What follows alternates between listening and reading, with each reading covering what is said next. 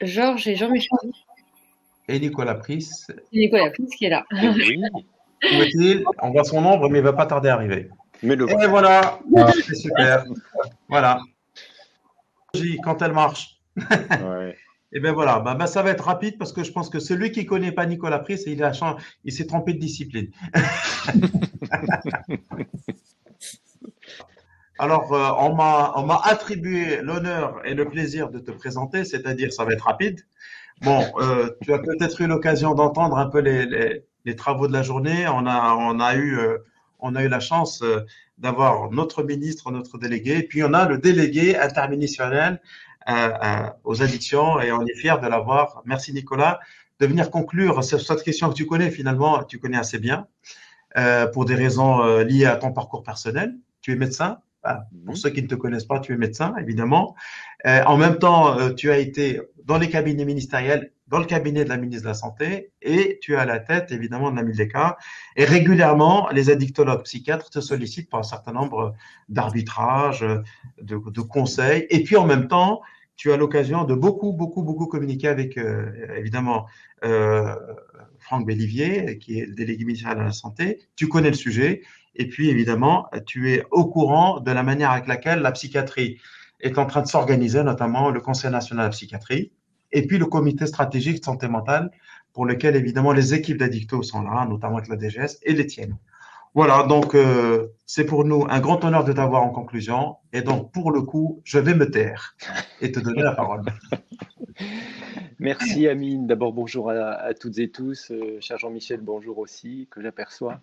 Non, mais c'est moi qui vous remercie d'abord de m'avoir invité, parce que c'est un grand plaisir d'être à vos côtés simplement, plutôt que de conclure. Je n'ai pas totalement cette prétention, mais pour ces problématiques qui sont vraiment importantes, et les tables rondes dont tu as parlé ont bien exploré certains des domaines pour lesquels la coexistence, du trouble addictologique et du trouble psychiatrique nécessite une mobilisation très particulière et très singulière de divers professionnels. Et à vos côtés, les pouvoirs publics essaient donc aussi de se mettre j'allais dire, en mouvement pour essayer de soulager ces patients qui souffrent de pathologies intriquées et qui méritent peut-être plus que d'autres encore de bénéficier de notre action commune pour bénéficier d'un accueil et d'une qualité des soins qui soit à la hauteur de leurs besoins.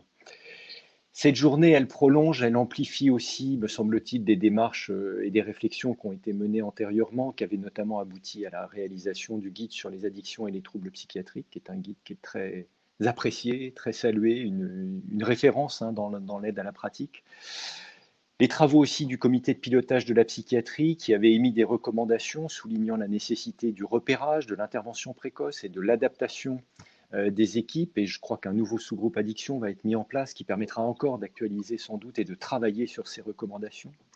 La Haute Autorité de Santé qui a aussi inscrit dans son programme de travail la rédaction de recommandations de bonnes pratiques concernant le diagnostic et la prise en charge des comorbidités psychiatriques et addictives, et qui vont aborder en particulier ces recommandations, je crois, la question importante de l'évaluation et de la prise en charge des psychotraumatismes de l'enfant et de l'adulte, qui font souvent, nous savons, le lit des addictions. Et ce n'est pas au président de la Fédération Addiction que j'apprends quelque chose sur ce sujet-là, ni à toi, ami.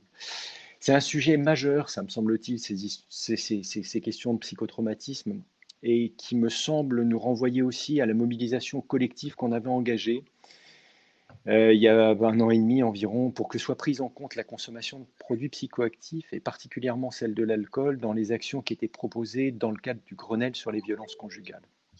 On a vu combien cette triste actualité est restée brûlante lors du premier confinement, avec la commission de nombreuses violences intrafamiliales.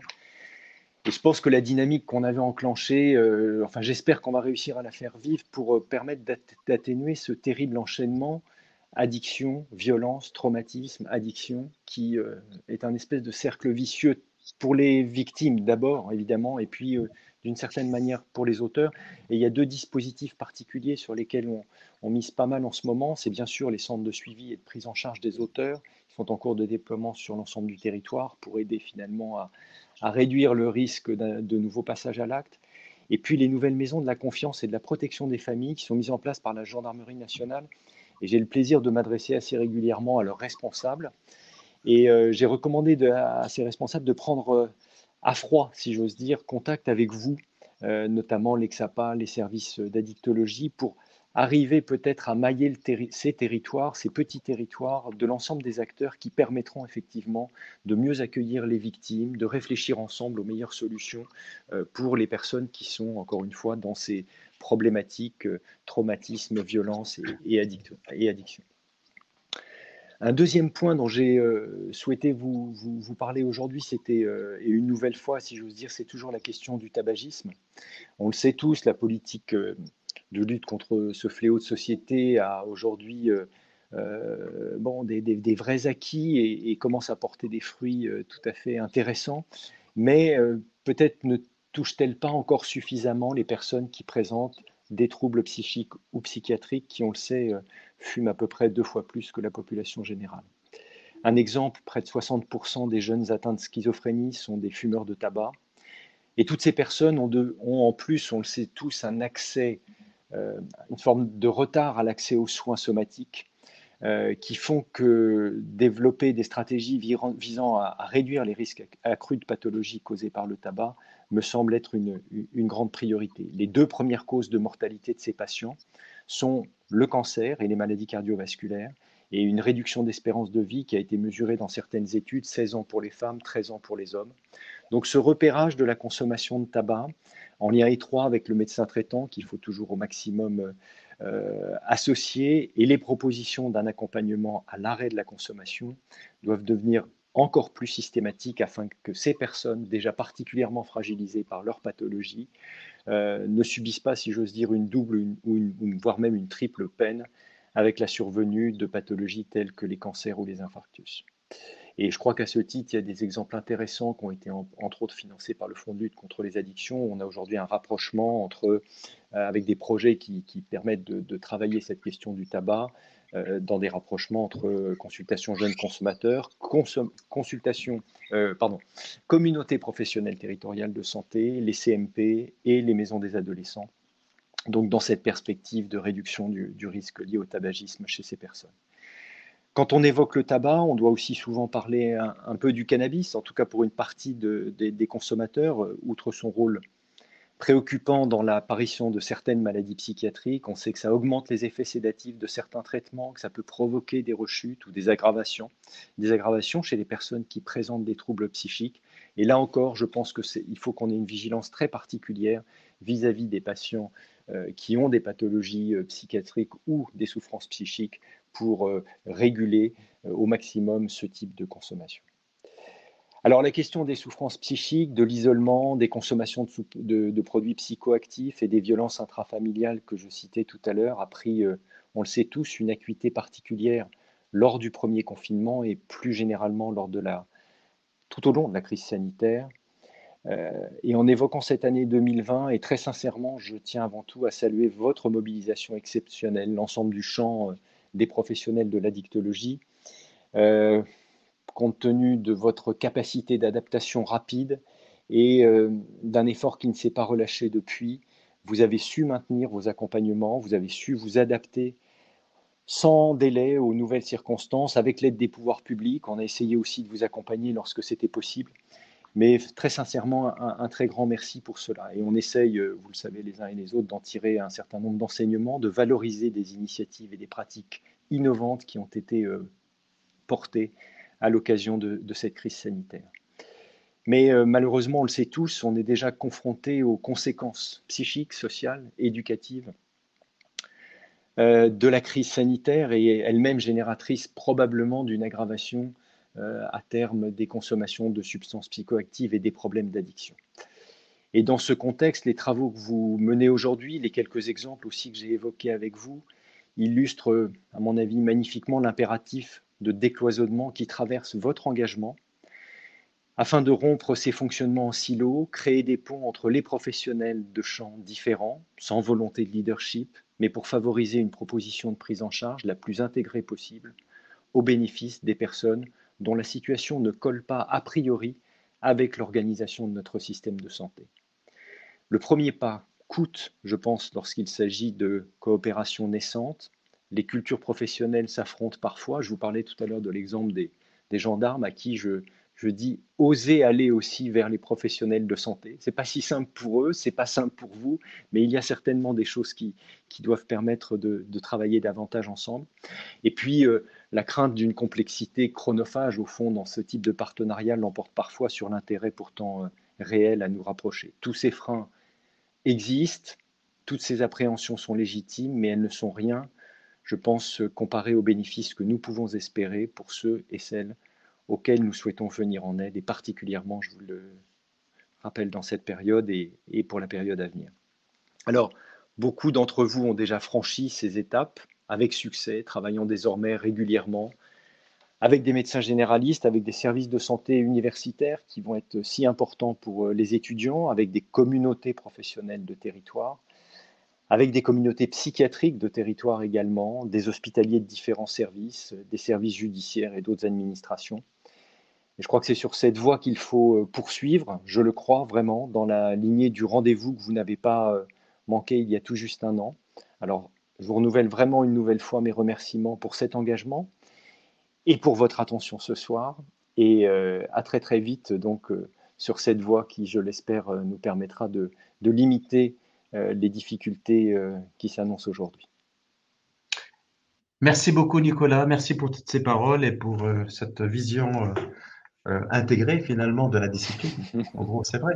On a parlé de psychiatrie, d'addictologie, mais on a parlé de justice, de police, d'environnement. Donc ça, c'est important. C'est la réalité à laquelle on est confronté. C'est la réalité qui est celle de nos patients et celle de notre discipline. En tout cas, ta voix, elle est importante, elle compte et tu le sais. Merci. Voilà.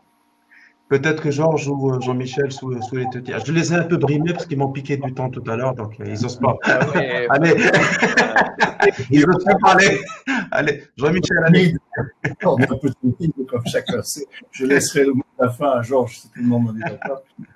Merci beaucoup Nicolas, merci Monsieur le Président pour ces paroles, pour ces encouragements et notamment pour l'attention positive que tu as prêtée à notre investissement à tous pendant la période du confinement. Effectivement, la période qui s'annonce maintenant devant nous n'est pas simple, avec sans doute des éléments encore liés à l'épidémie, mais aussi une crise économique et sociale dont on sait qu'elle risque de créer de manière encore amplifiée des difficultés pour beaucoup de personnes au plan de leur santé mentale, mais aussi de leurs conduites addictives, un peu sur les modèles des syndémiques que j'évoquais ce matin, et notamment dans les populations vulnérables. Donc, notre mobilisation va se poursuivre, va s'amplifier. J'espère que la journée d'aujourd'hui, au travers des efforts de déploiement entre nos différents secteurs d'activité, mais aussi entre nos différentes professions, entre le domaine de l'inclusion sociale, du médico-social, du sanitaire, nous permettra d'avancer, d'autant que les relations avec cet après-midi dans les tables rondes, avec les représentants des associations de parents, de l'entourage, également avec les associations d'usagers, ont été tout à fait prometteuses, puisqu'on voyait bien une volonté explicite de travailler ensemble et d'essayer de cheminer vers des solutions intelligentes que nous construirions collectivement. Donc tout ceci est très très encourageant. Je ne peux pas m'empêcher de saluer au passage l'allusion au psychotrauma, puisqu'effectivement c'est une question qui me semble être absolument décisive et qui réunit pour le coup de manière duelle les problématiques de santé mentale et d'addiction. Tout à l'heure, on parlait de phénotype. Il n'est pas totalement exclu qu'il y ait des choses comme ça. Donc, vraiment, c'est une question à creuser. Et en ce qui nous concerne, en tout cas, nous serons tout à fait disponibles pour participer aux éventuelles commissions qui pourraient faire appel à nos lumières, qu'elles soient à la Haute Autorité de Santé ou dans d'autres contextes. Et puis, d'autres remerciements. Je crois qu'on a remercié les 14 associations qui ont contribué à la mise en œuvre de cette journée. On a remercié les 1600 personnes qui s'étaient inscrites. On a toujours eu en permanence entre 400 et 600 personnes présentes, ce qui est vraiment tout à fait remarquable. C'est un réel engouement qui montre que c'était un sujet important. Il reste à remercier explicitement Georges Brousse, encore une fois, pour le travail sur le guide et puis pour tout le travail relationnel qu'il a pu faire, parce que de fait, au sein de la Fédération Addiction, on a beaucoup de contacts dans le monde médico-social, on a beaucoup de contacts dans le monde de médecine générale et addiction, dans le monde du travail social, etc. Mais il est intéressant d'avoir des passerelles avec un univers qui est un peu moins familier, qui est celui du monde hospitalo-universitaire. Et je conclurai ces remerciant Amine, parce que quand je lui ai proposé au titre de la Fédération Addiction, la Fédération Française d'Addictologie s'associe à cette initiative, il a accepté tout de suite, il a joué le jeu, il nous a beaucoup aidé. Il a été présent toute la journée, très, très investi. Donc, je te remercie sincèrement et j'espère que l'intelligence collective ne va pas se limiter aux acteurs, mais peut-être même qu'elle va envahir le champ des fédérations elles-mêmes, ce qui serait absolument passionnant et une grande avancée. Et je cède la parole volontiers à notre ami Georges. Merci Jean-Michel. Moi, j'ai le plaisir de remercier 3 présidents. Alors, c'est quand même bien quand on peut remercier 3 présidents et qu'on peut créer comme ça. C'est vraiment un plaisir. D'abord, Monsieur le Président de la Mildeka, merci Nicolas Pris pour cette intervention, cette conclusion et ce partenariat.